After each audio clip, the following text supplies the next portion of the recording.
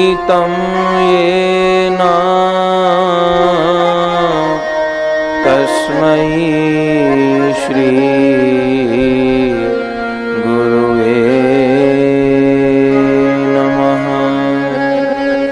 वाञ्छाकल्पतरुभ्यश्च कृपा सिन्धुभ्यैव च पतितानां पावनेभ्यो श्रीवैष्णवेभ्यो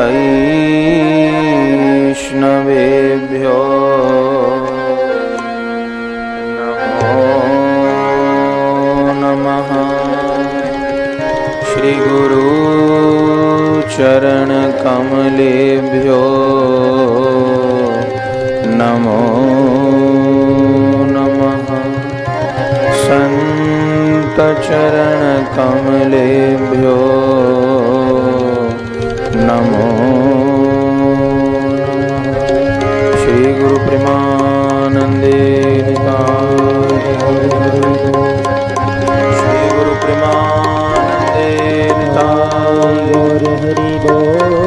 श्री गुरु प्रेमानंदे निताय हरि बोल। भजुनिताय गौर राधे श्याम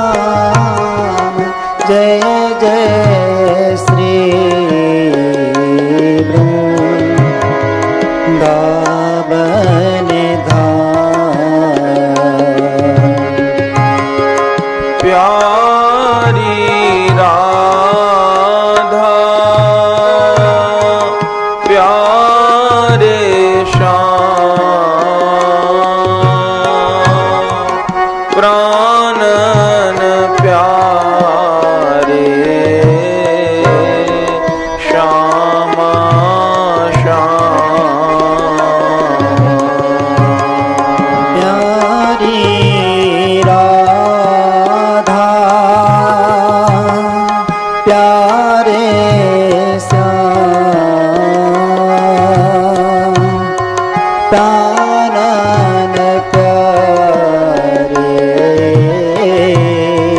श्यामा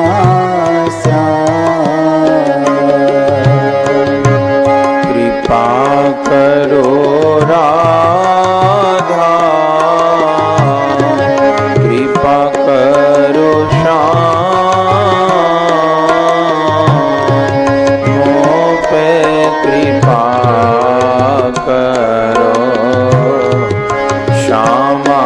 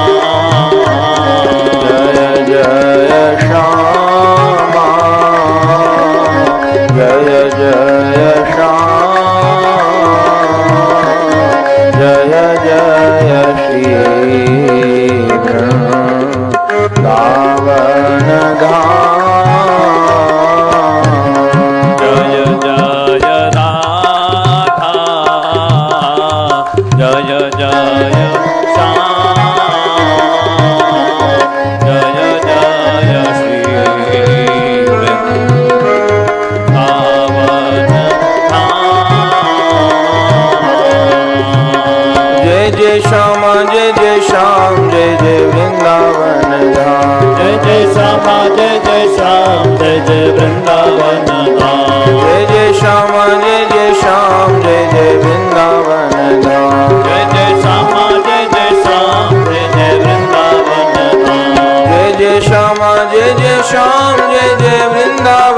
धाम। जय जय श्यामा जय जय श्याम जय जय वृंदावन धाम। जय जय श्यामा जय जय श्याम जय जय वृंदावन धाम। जय जय श्यामा जय जय श्याम जय जय वृंदावन धाम। जय जय श्यामा जय जय श्याम जय जय वृंदावन धाम। जय जय श्यामा जय जय श्याम जय जय वृंदावन धाम। जय जय श्यामा जय जय श्याम जय जय वृंदावन धाम। जय जय श्यामा जय जय श्याम जय जय वृंदावन धाम। श्यामा श्याम श्यामा श्याम श्यामा श्याम श्यामा श्याम श्याम श्याम श्याम श्याम श्याम श्याम श्याम श्याम श्यामा श्याम श्यामा श्याम श्यामा श्याम श्यामा श्याम श्याम श्याम श्याम श्याम श्याम श्याम श्याम श्याम राधे श्याम राधे श्याम राधे श्याम राधे श्याम राधे श्याम राधे श्याम राधे श्याम राधे श्याम राधे श्याम राधे श्याम राधे श्याम राधे श्याम राधे श्याम राधे श्याम राधे श्याम राधे श्याम श्यामा श्याम श्यामा श्याम श्यामा श्याम श्यामा श्याम श्याम श्याम श्याम श्याम श्याम श्याम श्याम श्यामा श्याम श्यामा श्याम श्यामा श्याम श्यामा श्याम श्याम श्याम श्याम श्याम श्याम राधे श्याम राधे श्याम राधे श्याम राधे श्याम राधे श्याम राधे श्याम राधे श्याम राधे श्याम श्यामा श्याम श्यामा श्याम श्यामा श्याम श्यामा श्याम श्याम श्याम श्याम श्याम श्याम श्यामा श्याम श्यामा श्याम श्यामा श्याम श्यामा श्याम राधे श्याम राधे श्याम राधे श्याम राधे श्याम राधे श्याम राधे श्याम राधे श्याम राधे श्याम श्यामा श्याम श्यामा श्याम श्यामा श्याम श्यामा श्याम श्याम श्याम श्याम श्याम श्याम श्याम राधे श्याम राधे श्याम राधे श्याम राधे श्याम राधे श्याम राधे श्याम राधे श्याम श्यामा श्याम श्यामा श्याम श्यामा श्याम श्यामा श्याम श्याम श्याम श्याम श्याम श्याम श्याम राधे श्याम राधे श्याम राधे श्याम राधे श्याम राधे श्याम राधे श्याम राधे श्याम राधे श्याम श्यामा श्याम श्यामा श्याम श्यामा श्याम श्याम श्याम राधे श्याम राधे श्याम राधे श्याम राधे श्याम राधे श्याम राधे श्याम राधे श्याम राधे श्याम श्यामा श्याम श्यामा श्याम श्यामा श्याम श्यामा श्याम श्याम श्याम श्याम श्याम श्याम राधे श्याम राधे श्याम राधे श्याम राधे श्याम राधे श्याम राधे श्याम राधे श्याम राधे श्याम श्यामा श्याम श्यामा श्याम श्यामा श्याम श्यामा श्याम श्याम श्याम श्याम श्याम श्याम राधे श्याम राधे श्याम राधे श्याम राधे श्याम राधे श्याम राधे श्याम राधे श्याम राधे श्याम श्यामा श्याम श्यामा श्याम श्यामा श्याम श्यामा श्याम श्याम श्याम श्याम श्याम श्याम श्याम राधे श्याम राधे श्याम राधे श्याम राधे श्याम राधे श्याम राधे श्याम राधे श्याम राधे श्याम श्यामा श्याम श्यामा श्याम श्यामा श्याम राधे श्याम राधे श्याम राधे श्याम राधे श्याम राधे श्याम राधे श्याम राधे श्याम राधे श्याम श्यामा श्याम श्यामा श्याम श्यामा श्याम श्यामा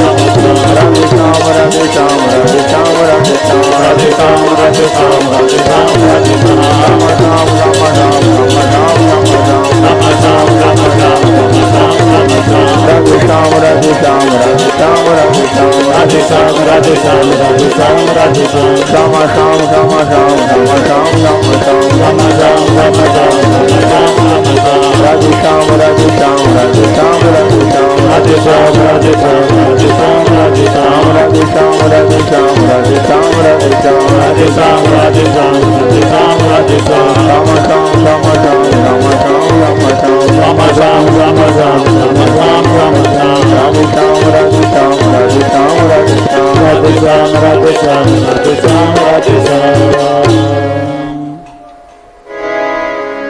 परम करुण पतित पावन अशरण शरण दीन बंधु नवद्वीप बिहारी श्री निताई गौर हरि सरकार वृंदावन बिहारी श्री राधा माधव युगल सरकार श्री सद्गुरुदेव की अकारण करुणा के फलस्वरूप कलि पावन अवतार श्री कृष्ण चैतन्य महाप्रभु जी का पावन चरित्र श्रवण करने का हमें आपको सौभाग्य प्राप्त हो रहा है और आज कथा का चतुर्थ दिवस है।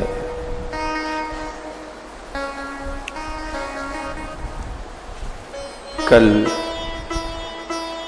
श्री महाप्रभु जी के पावन चरित्र में हम आप सब श्रवण कर रहे थे कि किस प्रकार श्री महाप्रभु जी ने नित्यानंद प्रभु जी के द्वारा जगाई मधाई का उद्धार कराया और किस प्रकार काजी का उद्धार करके पूरे उस नदिया प्रांत में श्री कृष्ण भक्ति की, कृष्ण नाम की गंगा को प्रवाहित किया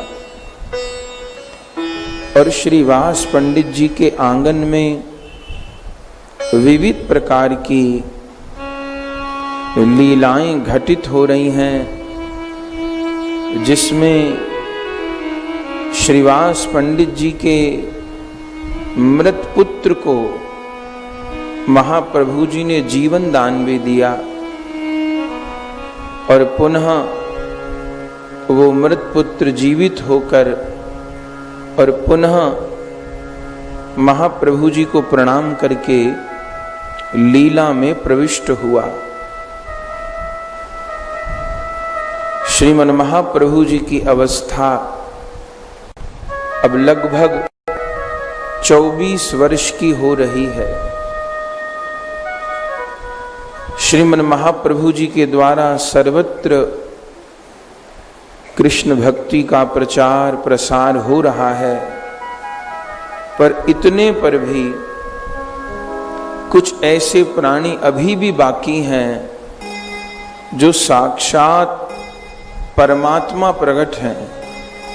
स्वयं भगवान श्री कृष्ण श्री गौरांग के रूप में प्रकट होकर जीवों का उद्धार कर रहे हैं, पर उसी नवद्वीप धाम में, उसी नदिया प्रांत में, उस काल में भी कुछ ऐसे प्राणी रहे जो महाप्रभु जी की कृपा को प्राप्त नहीं कर पाए। कृपा सब किसी पर समान होती है, लेकिन कृपा फलीभूत पात्रता के अनुसार होती है। जैसे वर्षा हो रही है, चातुर्मास में खूब वर्षा होती है, किसी व्यक्ति ने अपने पात्र को बाहर रख दिया कि चातुर्मास में मेरा पात्र भर जाएगा जल से, जल का अभाव था, लेकिन 4 महीने बारिश होती रही पर उसके पात्र में एक बूंद जल भी नहीं गया। तब वो रोने लगा कि 4 महीने बारिश हुई और मेरा पात्र भरा ही नहीं, क्या कारण था? किसी विद्वान को बुलाया, मेरा पात्र क्यों नहीं भरा? उन्होंने कहा तुम्हारा पात्र कहाँ है? दिखाया कि मुझे किसी ने कहा था बारिश में पात्र को रख देना, भर जाएगा, नहीं भरा। जब उस विद्वान ने जाकर देखा तो देखा पात्र वर्षा में रखा तो है लेकिन उल्टा रखा हुआ। अब यदि पात्र उल्टा रखा है तो एक चातुर्मास नहीं, हजारों चातुर्मास भी बीत जाएं, उस पात्र में एक बूंद जल भी नहीं जाएगा। ऐसे ही भगवत कृपा की वर्षा हम आप सब पर समान रूप पर हो रही है। जिसकी वृत्ति बहिर्मुख है, जो सन्मुख न होकर के विमुख है, उसको कृपा की अनुभूति प्राप्त नहीं होती। कृपा को पाना इतना कठिन नहीं है। यदि विचार करेंगे तो कृपा को पाना कठिन नहीं है, कृपा को पचा पाना कठिन है और कृपा को बचा पाना कठिन है। कृपा प्राप्त तो हो जाती है गुरुजनों के द्वारा, नाम के द्वारा, धाम के द्वारा, संतों के द्वारा, ग्रंथों के द्वारा, माला के द्वारा, कंठी के द्वारा, लेकिन वो कृपा पच नहीं पाती, वो कृपा बच नहीं पाती। उसका कारण एकमात्र अभिमान होता है। वस्तु का, व्यक्ति का, पद का, जाति का, ऐश्वर्य का, यहां तक कि ज्ञान का भी अहंकार जीव को श्री कृष्ण कृपा प्राप्ति में बाधा पैदा कर देता है। इसलिए अनेक बार ऐसा देखा जाता है कि नाम जब भी हो रहा है, एकादशी व्रत का पालन भी हो रहा है, जो साधन आचार्यों ने बताए हैं वो साधन भी बन रहा है, लेकिन नाम की जिस कृपा की अनुभूति जीवन में होनी चाहिए थी वो नहीं हो रही। तो उस समय हम साधकों को ये देखना होगा कि नाम तो हो रहा है, लेकिन नाम जप के साथ में प्रचुर मात्रा में नामापराध तो नहीं हो रहे, वैष्णव अपराध तो नहीं हो रहे, सेवा अपराध तो नहीं हो रहे। नाम भी करते रहेंगे और प्रचुर मात्रा में नामापराध भी होते रहेंगे, तो वो नामा अपराध नाम की कृपा में बाधा लगाते रहेंगे। इसका अर्थ ये भी नहीं है कि अपराध नाम से ज्यादा शक्तिशाली है, ऐसा नहीं है। नाम तो कोटि अपराधों का नाश कर सकते हैं, लेकिन फिर ऐसा होता क्यों है? जैसे आकाश में जब बादल आ जाते हैं, दिन में सूर्य नारायण का दर्शन हो रहा था, उसी समय बादल आ गए और बादल ने क्या किया? सूर्य का दर्शन बंद हो गया। अब कोई ये कहे कि बादलों ने सूर्य को ढक दिया, तो ये गलत होगा। बादल सूर्य को नहीं ढक सकते, सूर्य तो अनंत हैं, इस पृथ्वी से करोड़ों गुना बड़े हैं, और एक छोटा सा बादल सूर्य को नहीं ढक सकता। तो बादलों ने क्या चीज को ढक दिया? बादलों ने सूर्य को नहीं ढका, बादलों ने हमारी दृष्टि को ढक दिया। हमारे देखने की जो क्षमता थी, उस क्षमता को ढक दिया बादल ने, और परिणाम यह हुआ कि हमको सूर्य का दर्शन बंद हो गया। ऐसे नामापराध, नाम की शक्ति निष्फल होती है ऐसी बात नहीं, नाम अनंत शक्तिमान है, पर नामा अपराध हमारी प्राप्ति में बाधा पैदा कर देते हैं। बहुत नाम करके भी यदि चित्त द्रवीभूत नहीं होता, यदि आंखों से अश्रुपात नहीं होता, यदि नाम ग्रहण करके चित्त विह्वल नहीं हो रहा है, तो जानना चाहिए कि हमसे कहीं न कहीं नामापराध हो रहा है। और अपराध हो रहा है नहीं हो रहा है, इसका आकलन कैसे होगा? एक पहचान है। यदि नाम करके सुख की प्राप्ति न हो, संतोष की प्राप्ति न हो, तो समझे कि नामापराध कर रखा है। यदि धाम का आश्रय लेके धाम के सुख की प्राप्ति न हो, यदि वैष्णवों का दर्शन करके हृदय में आनंद का भाव पैदा नहीं होता, आदर का भाव पैदा नहीं होता, तो माने वैष्णव अपराध है। यदि सेवा करके सुख की प्राप्ति नहीं हो रही, तो समझिए कोई सेवा अपराध बन रहा है। अपराध अप कहते हैं दूर को, राध माने होता है संतोष। जो संतोष से दूर कर दे उसको अपराध कहते हैं। जो संतोष से दूर कर दे, सुख से दूर कर दे। नाम भगवान अत्यंत दयालु हैं।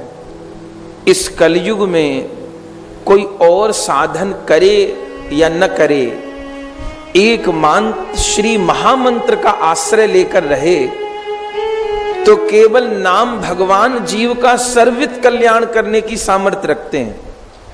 और कोई साधन न बने, नाम का आश्रय हो, महामंत्र का आश्रय हो, इससे सब कुछ हो जाएगा। चित्त रूपी दर्पण का मार्जन भी हो जाएगा, अनर्थ निवृत्ति भी हो जाएगी और कृष्ण सेवा सुख की प्राप्ति भी हो जाएगी। पर नाम ग्रहण करते समय जो सावधानी है वो नामा अपराध है। इसलिए श्री महाप्रभु जी शिक्षाष्टक के प्रथम श्लोक में नाम भगवान की महिमा को ही कहते हैं। श्रीमन महाप्रभु जी ने इस जगत को 8 श्लोक प्रदान किए हैं। आप सब शिक्षाष्टक का पाठ करते हैं, उसमें प्रथम श्लोक बहुत महत्वपूर्ण है। महाप्रभु जी क्या कहते हैं? चेतो दर्पण मार्जनम भव महादावाग्नि निर्वापणम श्रेयः कैरव चंद्रिका वितरणम विद्यावधू जीवनम आनंदाम्बुधिवर्धनम प्रतिपदम पूर्णामृतास्वादनम सर्वात्मसनम पनम परम विजयते श्री कृष्ण संकीर्तनम। महाप्रभु जी कह रहे हैं वो श्री कृष्ण नाम संकीर्तन परम जय युक्त हो, उसकी विजय हो। श्री कृष्ण नाम संकीर्तन अत्यंत जय युक्त हो के विराजमान हो। वे कृष्ण नाम संकीर्तन क्या करते हैं? देखिए इस श्लोक में 2 पंक्ति में तो नाम भगवान के साधन रूप का वर्णन है और 2 पंक्ति में नाम के साध्य रूप का वर्णन है। बोले नाम करते क्या हैं? सबसे पहला काम चेतो दर्पण मार्जन। इस चित्त रूपी दर्पण का नाम भगवान मार्जन करते हैं। देखिए विचारणीय बात है कि महाप्रभु जी चित्त को दर्पण क्यों कह रहे हैं?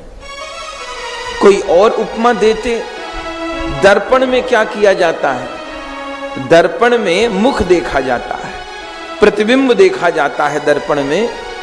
और यदि दर्पण के ऊपर धूल जमी हो, कोई व्यक्ति अपना चेहरा साफ करे कि मुझे प्रतिबिंब नहीं दिख रहा, तो कोई लाभ नहीं होगा।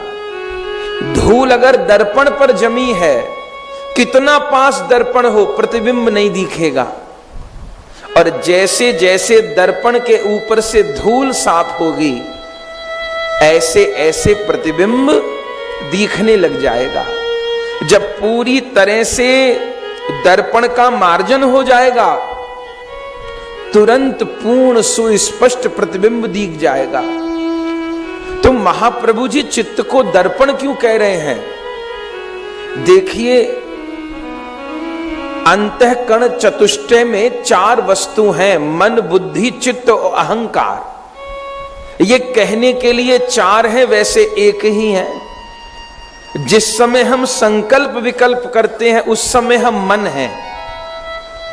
जिस समय हम विचारों का संग्रह करते हैं उस समय हम चित्त हैं। जिस समय हम निर्णय करते हैं उस समय हम बुद्धि हैं। और जिस समय हम अहम करते हैं, मैं ये हूं, उस समय हम अहंकार हैं। तो चित्त का काम चित्र खींचना है। चित्त में चित्र रहते हैं, अनंत जन्मों के जो विचारों का संग्रह है। 20 साल पहले हमने किसी व्यक्ति को देखा होता है और 20 साल बाद वो व्यक्ति हमारे सामने आए तो हम पहचानने लगते हैं, अरे इसको कहीं देखा है।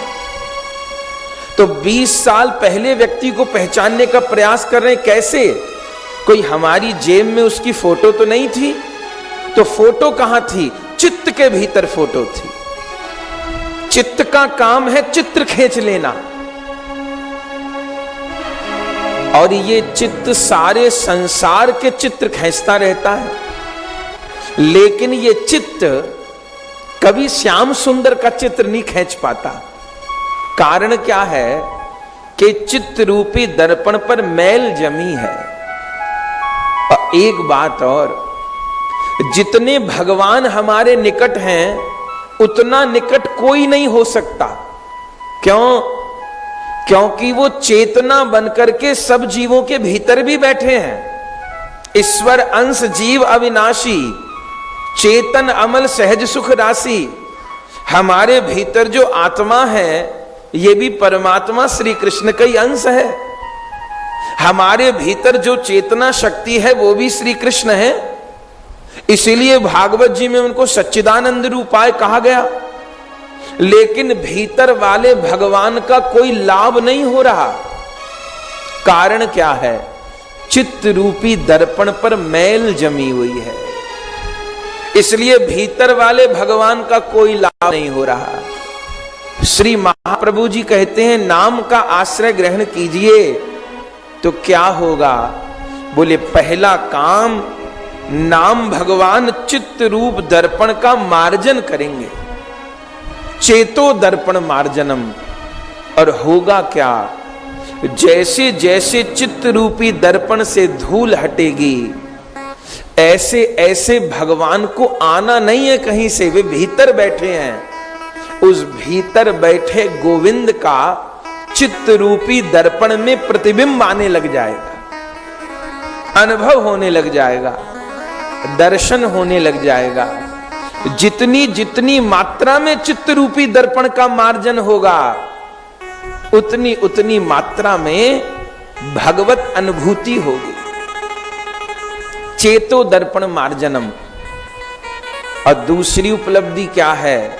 भव महादावाग्नि निर्वापणम। श्री महाप्रभु जी कहते हैं, नाम भव दावाग्नि का शमन करने वाले हैं। ये एक विचारणीय बात है कि महाप्रभु जी त्रिताप को दावाग्नि क्यों कह रहे हैं? दावाग्नि जानते हैं ना? दावाग्नि माने वन में लगने वाली आग। जो वन में आग लगती है उसको दावाग्नि कहते हैं। तो जंगलों में कोई आग लगाने जाता है क्या? नहीं लगाने जाता। जंगलों में अपने आप आग लगती है। कैसे लगती है? गर्मी के दिन होते हैं, पेड़ों की टहनियां आपस में टकराती हैं, सूखे पत्ते आपस में टकराते हैं, और जब लकड़ियों का, टहनियों का घर्षण हो जाता है, कहीं एक चिंगारी पैदा हो जाए और एक चिंगारी पूरे जंगल को स्वाहा करने के लिए पर्याप्त है। और ऐसे तो जंगल में आग लगती नहीं है, और यदि जंगल में अग्नि लग जाए तो उस अग्नि को बुझाना आसान नहीं होता। कोई 1-2 बाल्टी जल से वन की अग्नि शांत नहीं हो सकती। कोई फायर ब्रिगेड से वन की अग्नि शांत नहीं होती। वन की अग्नि कब शांत होती है? जब घनघोर वर्षा होती है, 1-2 महीने तक वर्षा होती रहे, तब वन की अग्नि शांत होती है। तो महाप्रभु जी इस भीतर वाली अग्नि को वन की अग्नि क्यों कह रहे हैं? दावाग्नि क्यों कह रहे हैं? बोले, जैसे वन में अग्नि कोई लगाता नहीं है, परस्पर टहनी पत्तों के घर्षण से आग पैदा होती है, ऐसे हमारे भीतर कोई अग्नि लगाता नहीं है, परस्पर कामना और वासना के घर्षण से अग्नि पैदा होती है। इसलिए महाप्रभु दावाग्नि कह रहे हैं। और वन में अग्नि लगे तो जब घनघोर वर्षा होती है तब शांत होती है। ऐसे चित्त के भीतर जो त्रिताप की अग्नि लगी है वो तब शांत होगी जब कृष्ण नाम की घनघोर वर्षा हो। जब घनघोर वर्षा होगी, इसलिए एक दो माला से काम नहीं चलेगा। श्रीमद महाप्रभु जी जब नीलाचल विराजे और सब वैष्णव लोग निमंत्रण महाप्रभु जी का करते, तो आप जानते हैं स्वरूप दामोदर जी ने क्या नियम बना दिया। बोले महाप्रभु जी लखपति के घर जाएंगे, लखपति से नीचे के घर नहीं जाएंगे। अब उस समय तो 100 पति होना भारी था, लखपति कोई कहां से हो, तो लोग समझ नहीं पाए। महाप्रभु जी से पूछा, स्वरूप दामोदर जी से पूछा, तब स्वरूप दामोदर जी ने कहा लखपति माने जो प्रतिदिन कम से कम महामंत्र की 64 माला करेगा, कम से कम 1 लाख नाम करेगा, उसके घर महाप्रभु जी जाएंगे। और ये स्वरूप दामोदर जी का वचन है, ये केवल उस प्रगट लीला के लिए नहीं, इस समय के लिए भी है। 1 लाख नाम यदि नित्य करेंगे तो एक दिन हमारे घर गौर हरि आएंगे, हमारे घर में भी आवेंगे, हमारे घट में भी आवेंगे। ये स्वरूप दामोदर जी का वचन है। तो भव महादावाग्नि निर्वापणम, जब घनघोर नाम की वर्षा होगी तब जीव की त्रिताप रूपी अग्नि का नाश होगा। और ये 3 ताप कौन कौन से हैं? पहला ताप है दैहिक ताप। ये दैहिक ताप क्या है?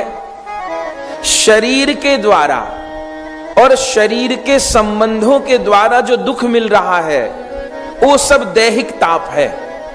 शरीर में रोग हो गया, शरीर कमजोर हो गया, शरीर बूढ़ा हो गया, जो भी शरीर के द्वारा या शरीर के संबंधों के द्वारा, पति ने ऐसा कह दिया, पत्नी ने ऐसा कह दिया, माता पिता ने ऐसा कह दिया, उस रिश्तेदार ने ये कह दिया, उस मित्र ने ऐसा कह दिया। तो शरीर के द्वारा और शरीर के संबंधों के द्वारा हमको आपको जो तकलीफ मिल रही है वो दैहिक दुख है। ये पहला दुख है। दूसरा दुख भौतिक दुख है। भौतिक दुख क्या है? जो संसार का वस्तु अभाव जनित दुख है। मेरे पास इतने पैसे होते तो मैं सुखी हो जाता, ऐसा घर होगा तो मैं सुखी हो जाऊंगा, ऐसे कपड़े होंगे तो मैं सुखी हो जाऊंगा, इतनी बड़ी गाड़ी होगी तो मैं सुखी हो जाऊंगा, मेरा बहुत बड़ा आश्रम होगा तब मैं सुखी हो जाऊंगा। ये जो वस्तु अभाव जनित दुख है ये भौतिक दुख है। और तीसरा दुख है दैविक दुख। ये दैविक दुख कौन सा दुख है? जो कि देवताओं के द्वारा मिल रहा है। कैसे? कभी मंगल बकरी हो गई, कभी राहु आंख दिखा रहे हैं, कभी शनि की 7.5 लगी है, कोई कह रहा ये कर लो दुख दूर हो जाएगा, कोई कह रहा ये कर लो दुख दूर हो जाएगा। ये जो ग्रहों के द्वारा पीड़ा मिल रही है ये दैविक दुख है। लेकिन श्रीमद् भागवत जी के प्रारंभ में ही वेद व्यास भगवान कहते हैं सच्चिदानंद रूपाय विश्वोत्पत्त्यादि हेतवे तापत्रय विनाशाय श्री कृष्णाय वयम नमः। हम उन श्री कृष्ण को प्रणाम करते हैं जिनकी शरण में जाने पर जीव की त्रिताप से मुक्ति हो जाती है। और श्री कृष्ण की शरण में जाने का अर्थ क्या है? कोई शरणागति का अर्थ पूछे एक पंक्ति में कि श्री कृष्ण की शरण ले ली, इसका अर्थ क्या है सरल रूप में? तो शरणागति का अर्थ है अहिर्निश नाम जप।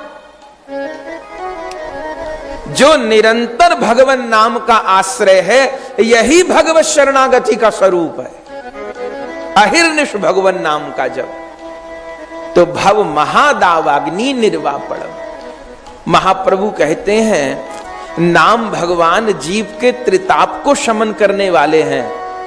त्रिताप को कैसे शमन करते हैं?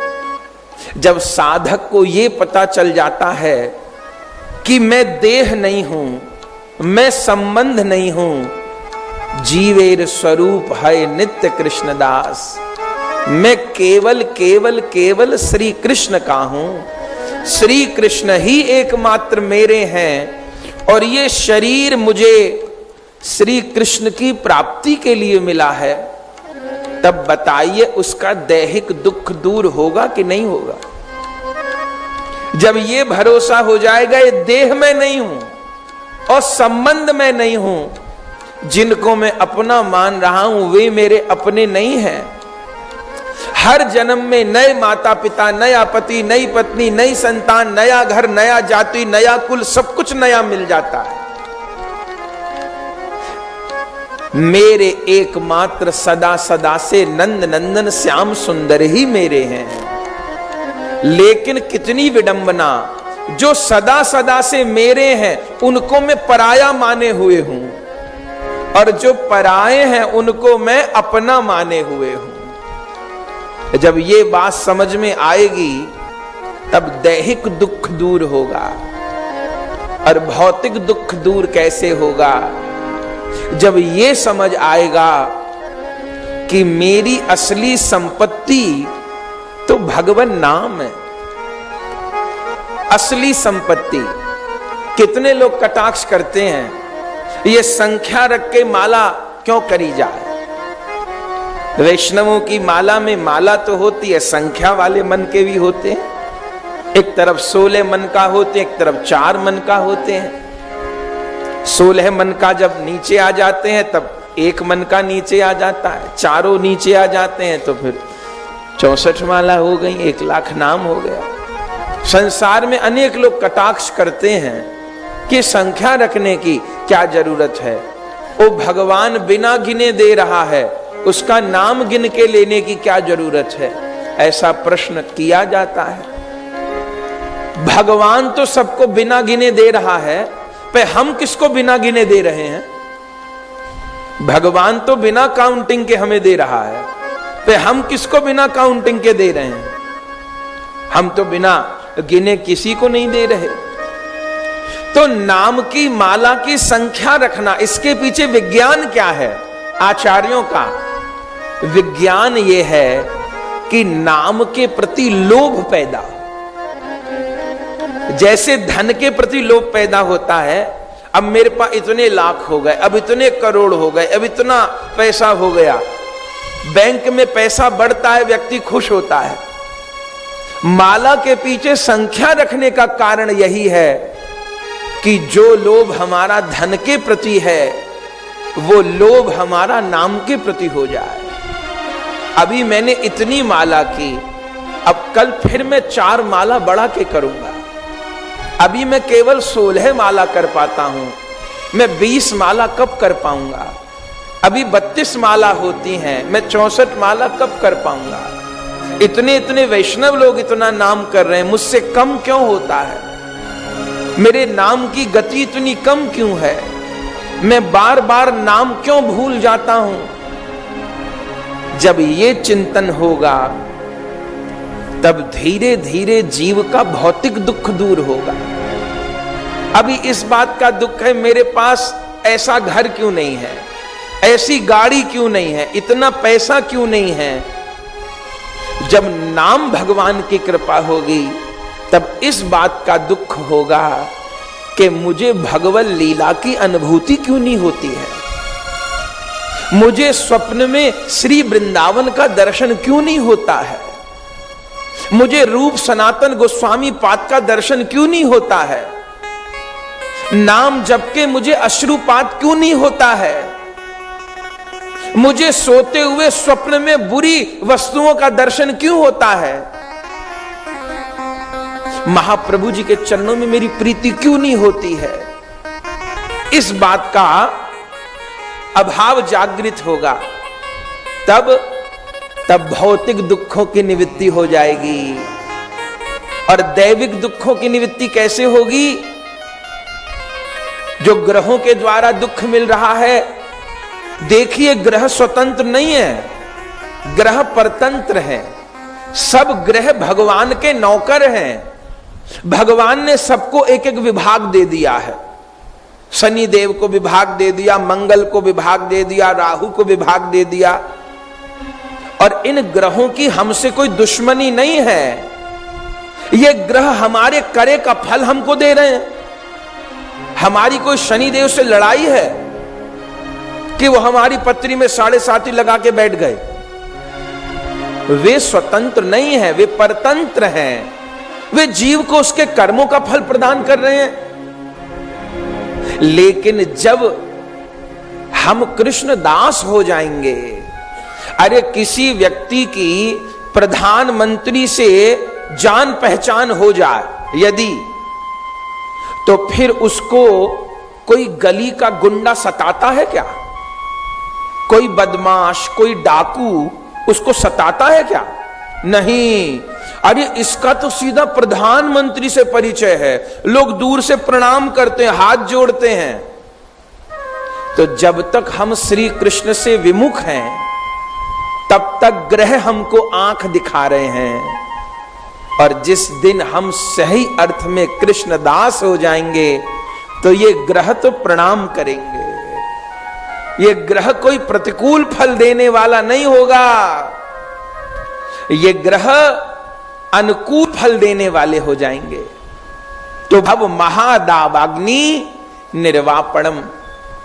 और फिर श्रेय कैरव चंद्रिका वितरणम। महाप्रभु जी कहते हैं, नाम श्रेय रूपी कुमुदनी के विकास के लिए चंद्रिका के समान है।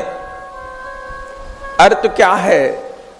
महाप्रभु जी कह रहे हैं कि नाम का आश्रय ग्रहण कर ले, फिर अपने मंगल के लिए कुछ और करने की आवश्यकता नहीं है।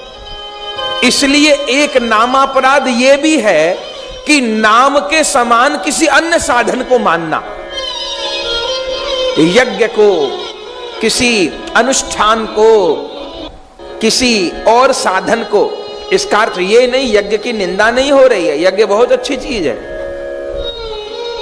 और अनुष्ठान करें, कोई विरोध नहीं है। लेकिन अन्य साधनों को नाम के समान मान लेना, यह भी एक नामापराध है। यह भी नाम की कृपा में बाधा पैदा कर देगा।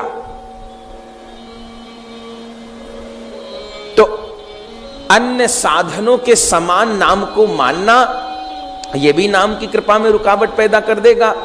महाप्रभु जी कह रहे हैं, श्रेय कैरव चंद्रिका वितरणम। मंगल रूपी, श्रेय रूपी कुमुदनी के विकास के लिए श्री नाम भगवान ज्योत्सना के समान है।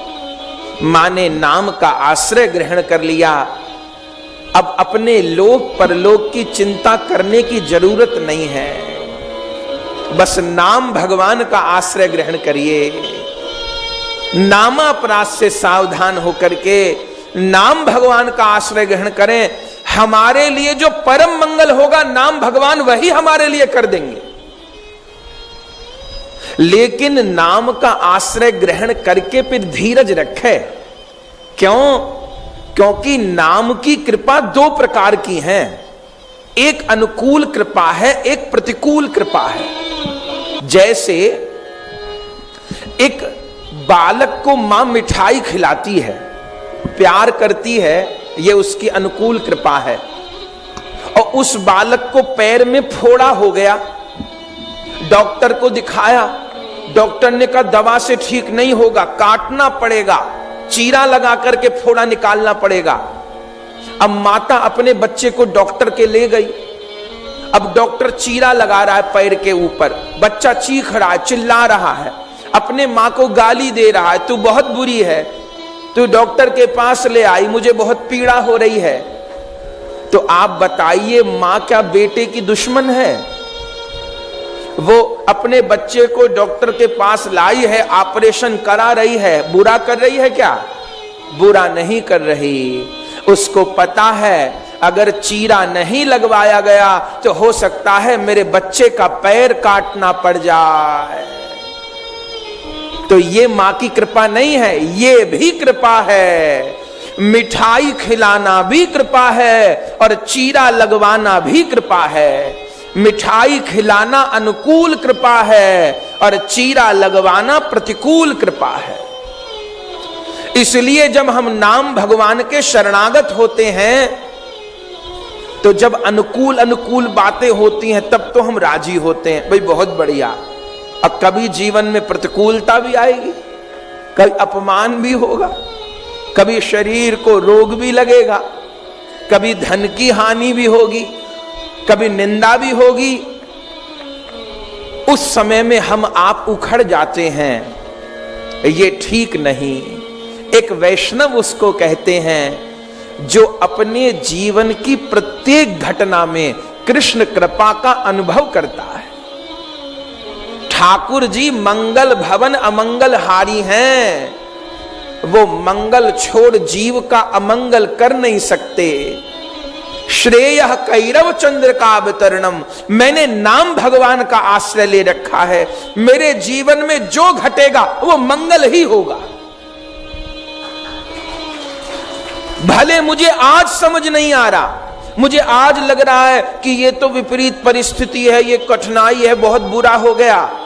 नहीं नहीं, आज जो अमंगल लग रहा है उसके गर्भ में भी मंगल ही छुपा हुआ है। मेरी बुद्धि कितनी है जो मैं समझ पाऊं मंगल अमंगल को। मुझे मंगल क्या अमंगल क्या ये नहीं विचारना है, मुझे नामा अपराध से बचते हुए केवल नाम करना है। ये मेरे हाथ की बात है, फिर जो होना हो जाए।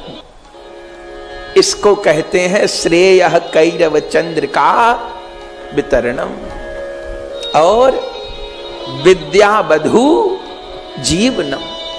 महाप्रभु जी कहते हैं श्री कृष्ण नाम विद्या रूपी बधू के जीवन है। अर्थ क्या है?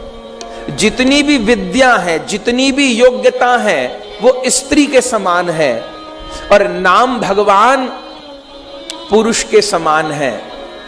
बोले जिस विद्या का विवाह कृष्ण भक्ति के कृष्ण नाम के साथ नहीं हुआ, वो विद्या विधवा के समान है। माने किसी बहन को बहुत अच्छी रसोई बनानी आती है और यदि वो केवल रसोई बना के अपना पेट भर रही है, अपने घर का पेट भर रही है, तो उसकी ये विद्या विधवा के समान है।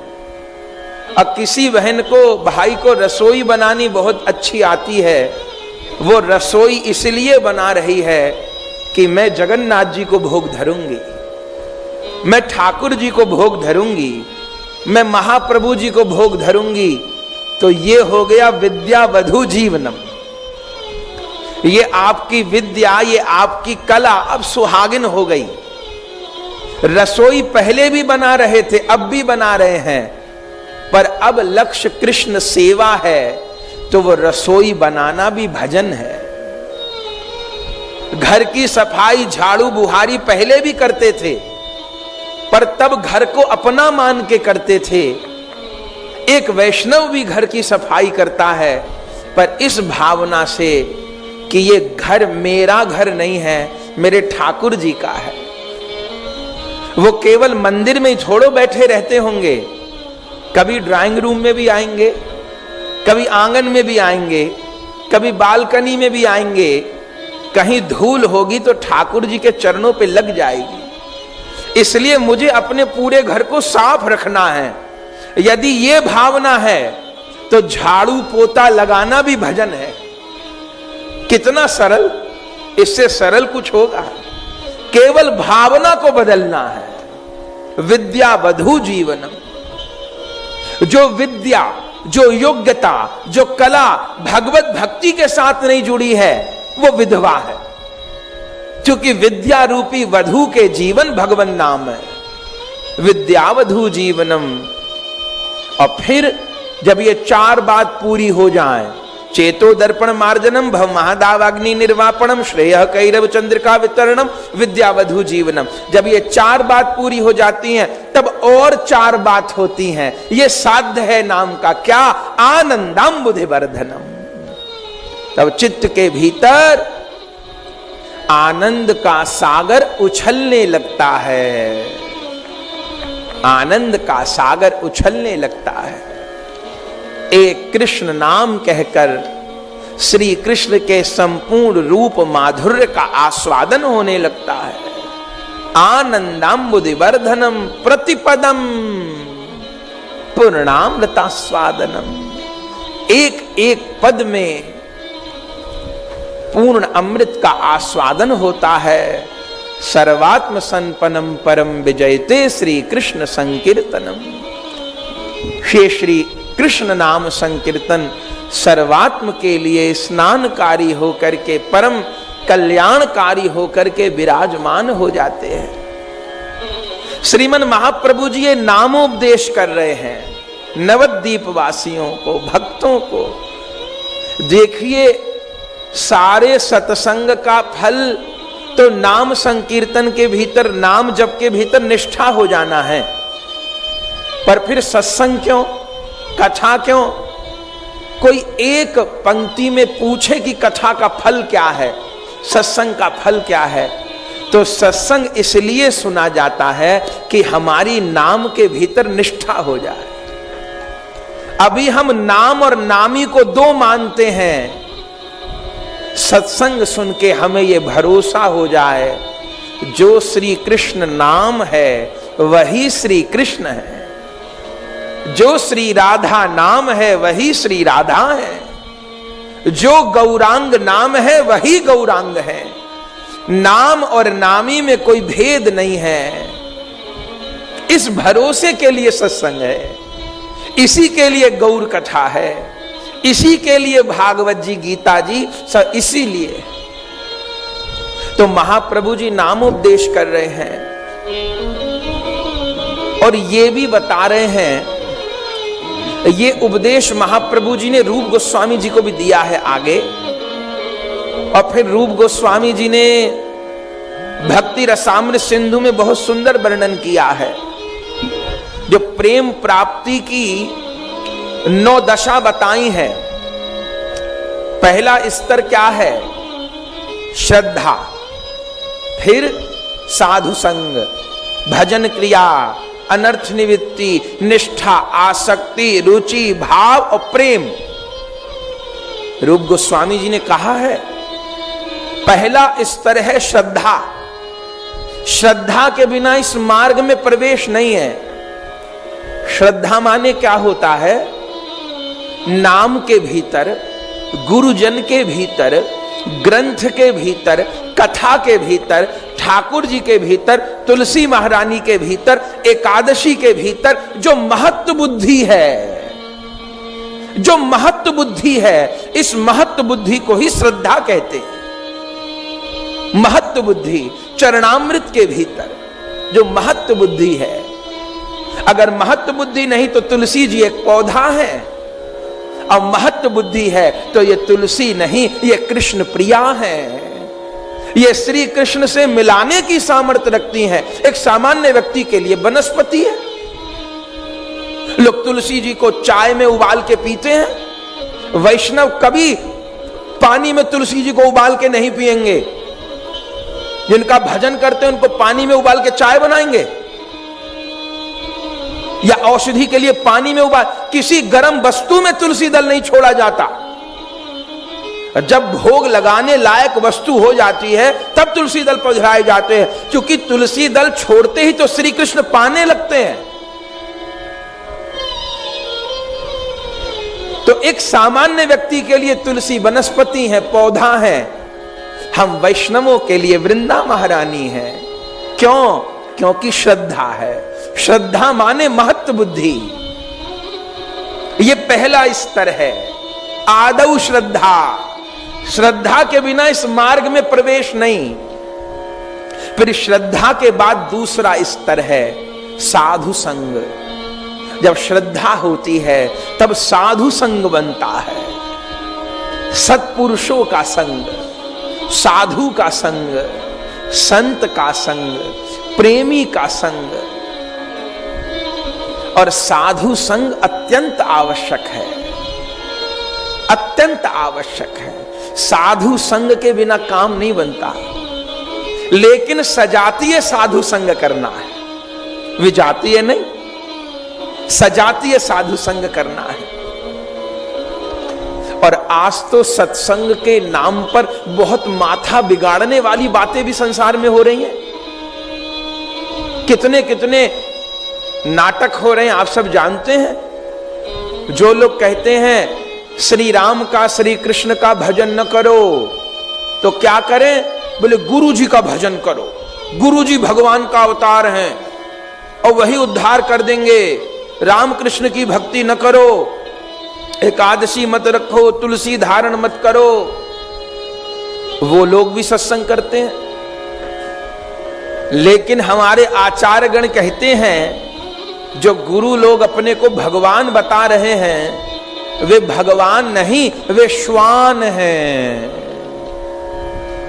गुरु का काम तो गोविंद से मिलाना है ना, गोविंद की भक्ति बताना है कि अपनी भक्ति करवाना है। गुरुदेव को प्रणाम किस लिए है? इसीलिए है कि उन्होंने गोविंद से मिलने का मार्ग बताया है।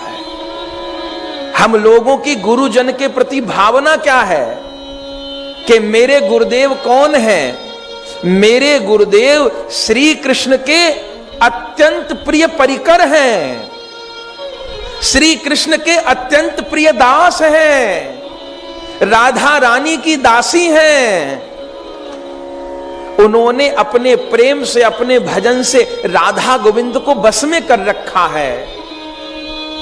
जब मेरे गुरुदेव मेरी सिफारिश श्री कृष्ण से करेंगे तो उनकी बात को श्री कृष्ण टाल नहीं पाएंगे, और मेरे गुरुदेव के कारण मैं श्री कृष्ण के द्वारा अपनाया जाऊंगा। ये भावना है, इसको साधु संग कहते हैं। श्रद्धा के बाद साधु संग, संतों का संग, वैष्णवों का संग, और साधु संग में ही गुरु शरणागति।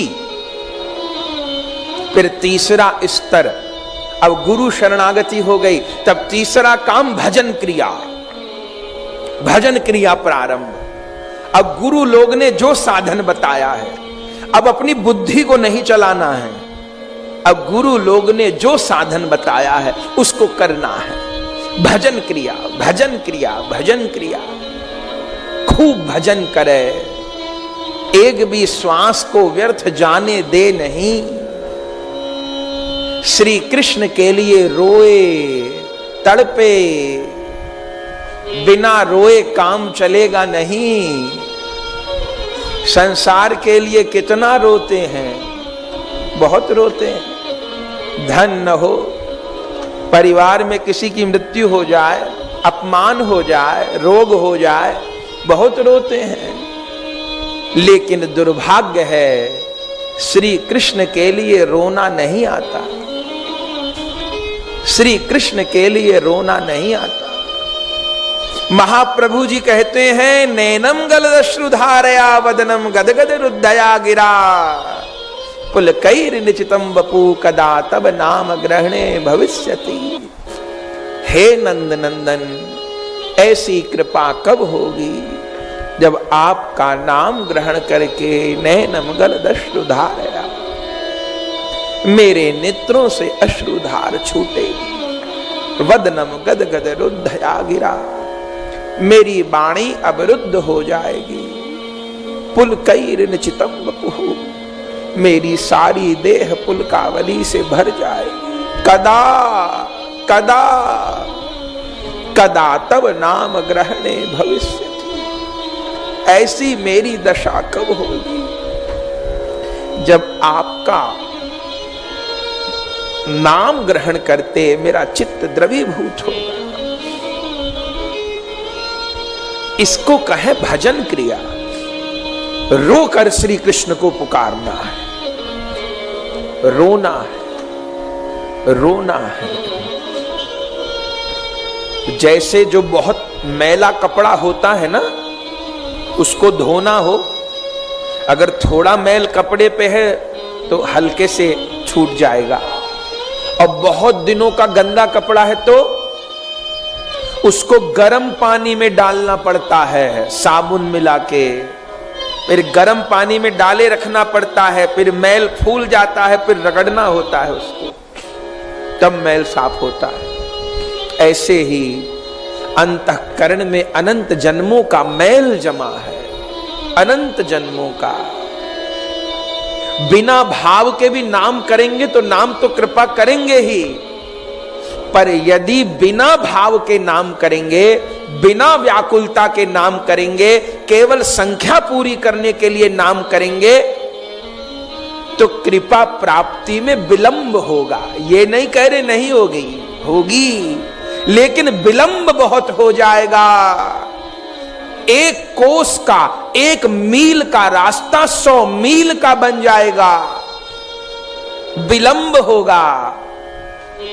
और यदि विकल होकर नाम पुकारेंगे तो शीघ्र कृपा होगी। इसलिए रोके नाम पुकारना है, रोके नाम पुकार। ये भजन क्रिया है, ये तीसरा स्तर है। श्रद्धा, साधु संग, भजन क्रिया। और जब भजन क्रिया करेंगे तब क्या होगा? तब चौथा काम अनर्थ निवृत्ति। ये अनर्थ निवृत्ति क्या है?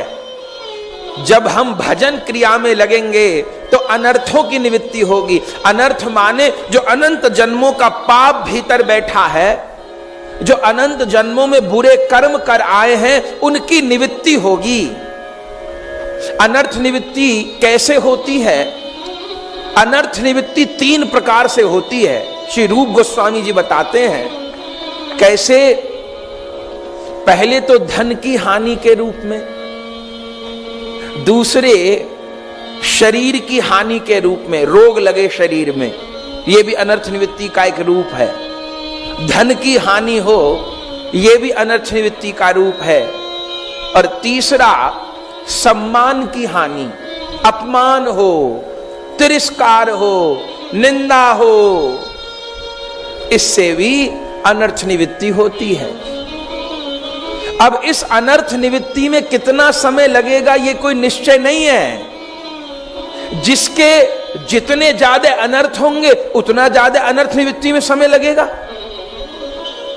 भजन क्रिया के साथ में अनर्थ निवृत्ति होगी, लेकिन अनर्थ निवृत्ति में बड़े बड़ों के पैर उखड़ जाते हैं। यह अनर्थ निवृत्ति कठिन है। एकदम व्यक्ति घबरा, अरे ठीक है भैया, हमसे नहीं होगा। अनर्थ निवृत्ति,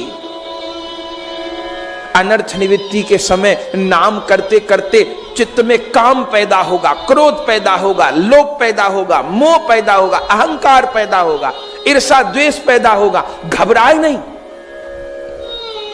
संसार से विरोध होगा, परिवार के लोग भी विरोध कर सकते हैं, समाज में निंदा हो सकती है। घबराए नहीं, यही सोचे, भीतर भीतर प्रसन्न हो, मेरी अनर्थ निवृत्ति हो रही है। नाम भगवान मुझ पर कृपा कर रहे हैं, मुझको पावन कर रहे हैं। कोई बात, प्रभु मेरा जैसे कल्याण होता हो आप ऐसा कीजिए, मेरा कोई विरोध नहीं। मैं आपसे यह भी नहीं कह रहा आप सब कुछ ठीक कर दीजिए, मैं ये भी नहीं कह रहा आप सब कुछ अनुकूल कर दीजिए। आप मुझे अनुकूल परिस्थिति में रखिए, प्रतिकूल परिस्थिति में रखिए, आज जैसे प्रसन्न होते हो ऐसे रखिए। इतनी कृपा करिए मुझे आपके नाम की विस्मृति न हो, आपकी विस्मृति न हो, नाम की विस्मृति न हो। अनुकूल स्थिति रखे, प्रतिकूल स्थिति जैसे चाहे ऐसे रखे। ये अनर्थ निवृत्ति है। इस समय धीरज चाहिए। अनर्थ निवृत्ति होती है विविध रूप में। और क्यों न हो, जैसे किसी कमरे में 5 साल से झाड़ू नहीं लगी थी, सफाई नहीं हुई थी, 5 साल बाद हम उस कमरे में झाड़ू लेके सफाई करने गए, धूल जमी थी, मिट्टी जमी थी, हम सफाई करने गए तो क्या होगा? हमने बुहारी लगाई, सफाई तो नहीं होगी। उस धूल से हम ऊपर से नीचे तक सन जाएंगे? नहीं, हमारे हाथ पांव आंख नाक कान सब धूल में भर जाएंगे। अब किसी ने सफाई करना छोड़ दिया, अरे हम तो कमरे की सफाई करने गए, सफाई तो की नहीं, हम खुद धूल में भर गए। ऐसा क्यों? अरे इतने दिन से सफाई नहीं हुई थी, जब झाड़ू लगाएंगे तो जमी हुई धूल उड़ेगी कि नहीं उड़ेगी? उड़ेगी। पर घबराए नहीं, लगा रहे झाड़ू लेकर के, लगा रहेगा।